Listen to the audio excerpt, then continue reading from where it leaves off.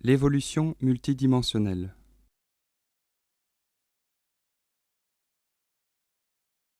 Votre passé et votre futur ne sont aucunement fixés. Même si le temps et l'espace n'existent pas de la façon dont vous les percevez et que tout se passe plutôt simultanément, avec toutes les issues survenant au même point, il y a toujours une évolution dans l'ensemble de ce qui se produit. C'est un concept difficile à saisir pour vous, car vous ne voyez les choses que dans une succession, tandis que nous voyons l'évolution se produire dans plusieurs cadres temporels en même temps. Il y a toujours évolution dans ce multivers. Il y a toujours une progression. Cependant, le progrès a lieu à de multiples dimensions et il s'étend à la fois sur des millénaires. En modifiant votre passé et votre futur, individuellement et collectivement, vous modifiez les possibilités de la dynamique générale et vous évoluez donc à l'intérieur et à l'extérieur du temps. Autrement dit, si votre espèce dispose présentement de 10 grands chemins possibles, vous pouvez les altérer et les élever en affectant simultanément le passé et le futur. Par conséquent, la plus basse des 10 options peut devenir de moins en moins probable jusqu'à ce que vous la dissolviez complètement pour créer pour votre monde une nouvelle option dépassant les 10 options précédentes. Ainsi, vous faites évoluer vos potentialités dans les archives de ce que vous percevez comme étant le temps et l'espace. Tous les autres êtres et les entités de lumière de l'univers sont aussi motivés à l'amélioration que l'est votre race. Puisque nous sommes tous du même univers, nous finirons par tous nous influencer mutuellement. Comme nous l'avons dit, plusieurs êtres s'intéressent à votre évolution parce qu'elle a des effets sur la leur.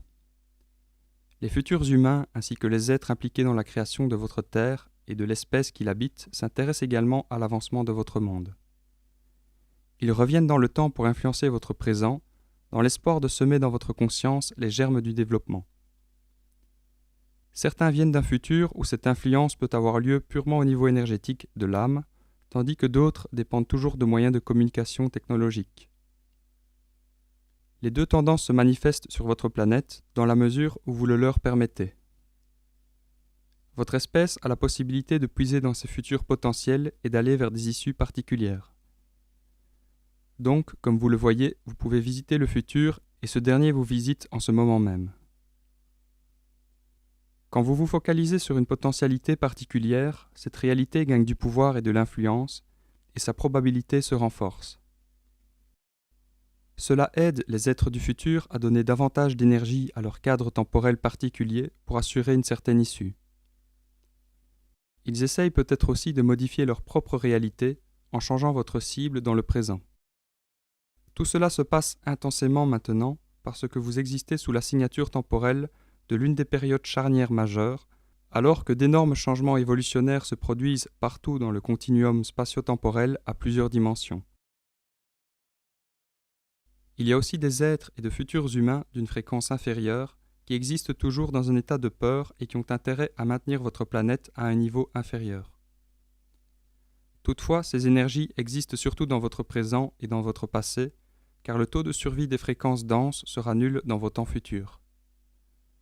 Par conséquent, vous posséderez un grand avantage pour votre évolution si vous transcendez les limites de votre perception du temps et du pouvoir, et si vous vous focalisez consciemment sur tous ceux qui ont un intérêt universel dans le franchissement de votre prochaine étape à l'unisson avec la leur.